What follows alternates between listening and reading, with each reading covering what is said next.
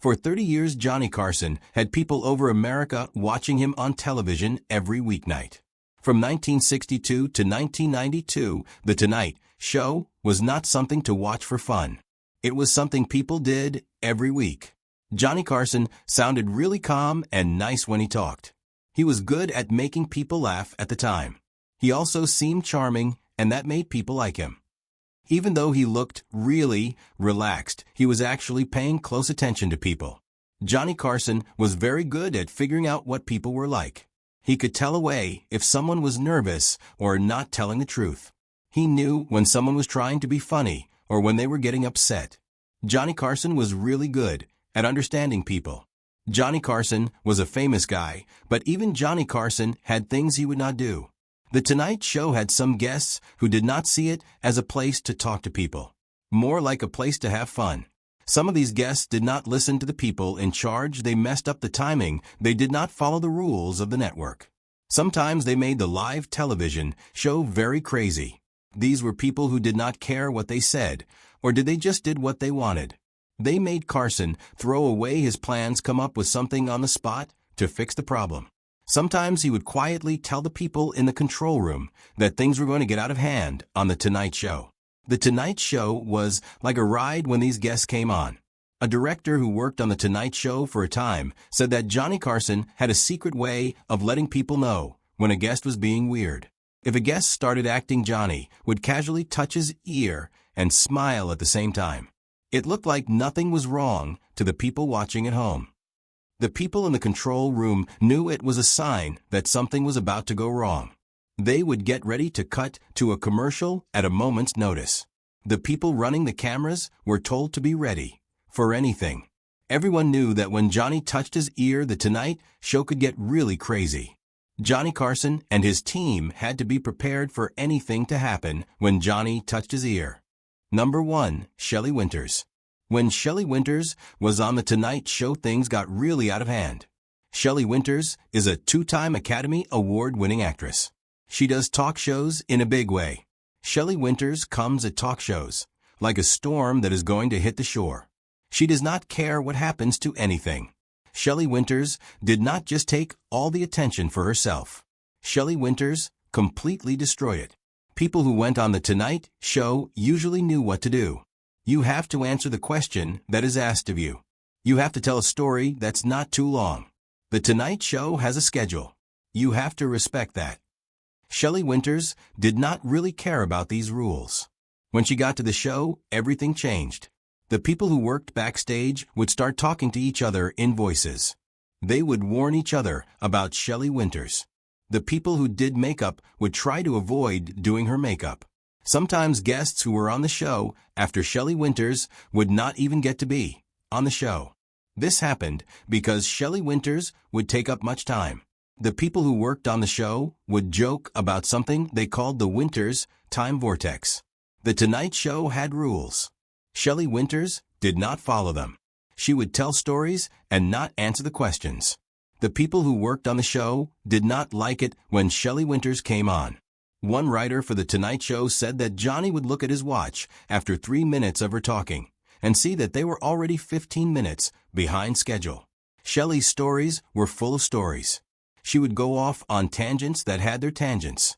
The Tonight Show writer noticed this about Shelley's stories. There was no start, middle, or finish to what she said. It was just her talking and talking like she was in motion. The Tonight Show writer thought about Shelley's stories. Carson kept booking her. He did it very carefully. She always had to be the guest on the show. They never had her on with people who were trying to compete with her. The people in charge made sure to leave some time for her. Shelley Winters was a crazy person, and Johnny had to handle her very carefully, like he was trying to control a fire that could get out of control at any moment. Number 2, Richard Pryor. Shelley Winters sometimes made a mess without meaning to, but Richard Pryor did it on purpose. He really knew how to cause trouble. Richard Pryor did that all the time. When Pryor sat down across from Johnny Carson, the people in charge at NBC got really nervous. Pryor was not going to change who he was just to be on television. He was not going to tone down his comedy. He was not going to be fake or nice just to make people happy.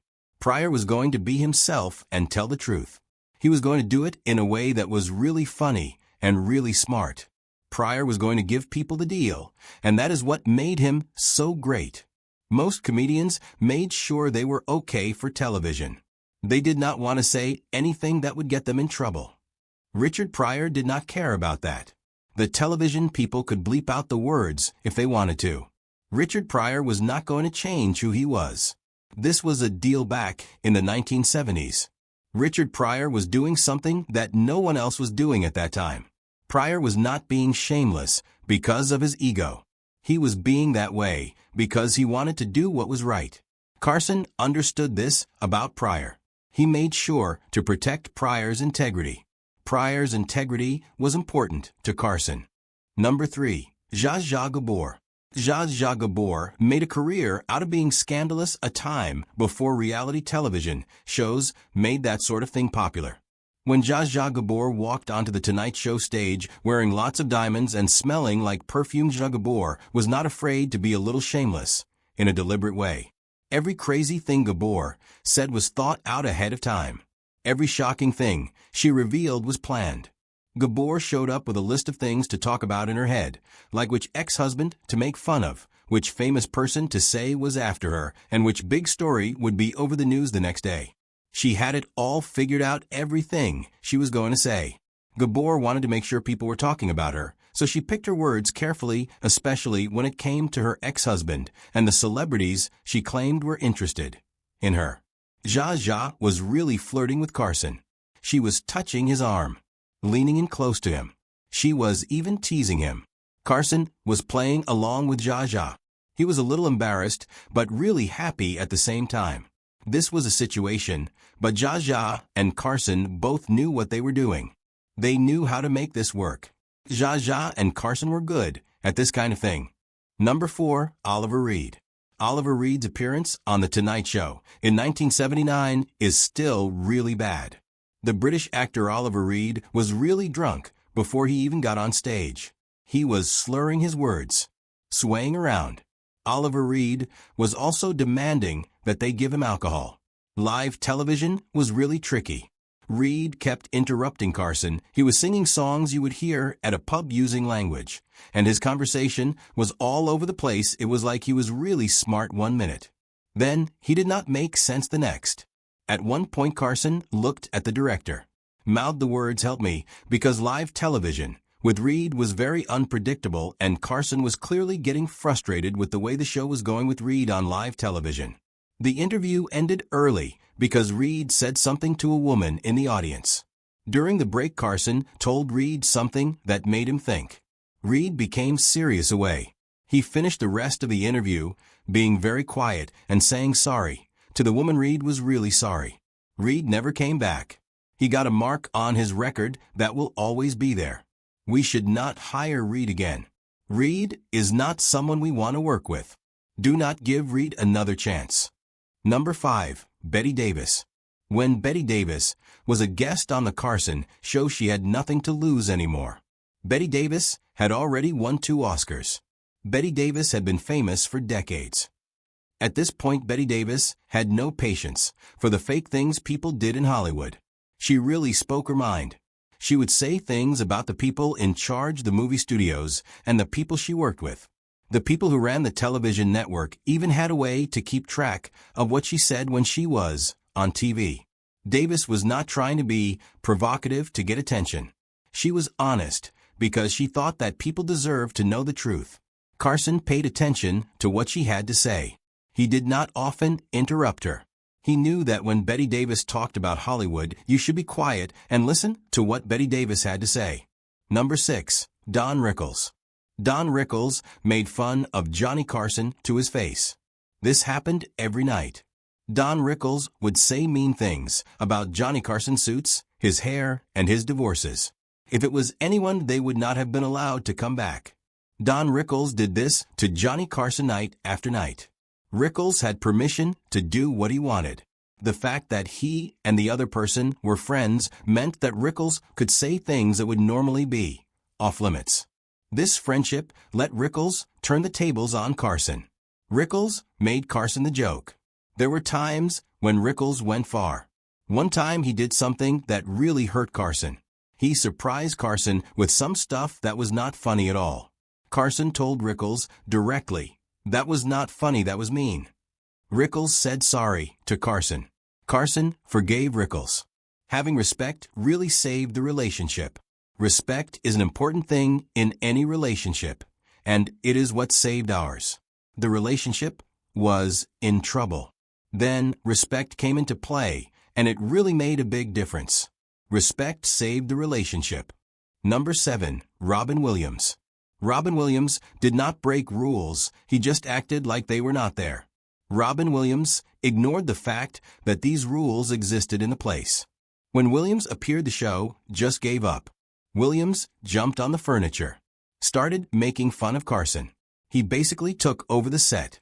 The interviews were no longer interviews, they became like crazy improvisational moments, where anything could happen with Williams. Carson really loved it. He leaned back in his chair, just watched. Then he started to feed it some prompts. At that point, the control room switched to what they called Robin mode. Carson was still feeding the system prompts. The control room was still in Robin mode.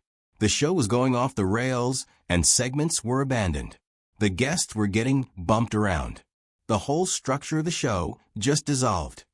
Carson just let it happen because he knew that the person in charge was a pure genius, and he saw it. He saw the genius in the way this person was handling the situation with the segments and the guests and the structure of the show. Carson recognized genius when he saw it in this person. Number 8. Red Fox. Red Fox did not want to be someone he was not. He wanted to be himself, Red Fox, all the time. When people told him he could not smoke on camera, Red Fox got up, left. He did not like being told what Red Fox could and could not do. Carson thought a lot of him after that happened. He had a lot of respect for the man. That feeling only got stronger. Carson respected him afterward, and he was really glad about that.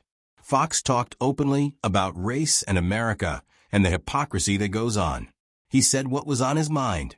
Carson listened carefully, asked him questions, and let Fox share his thoughts. What Fox had to say was real.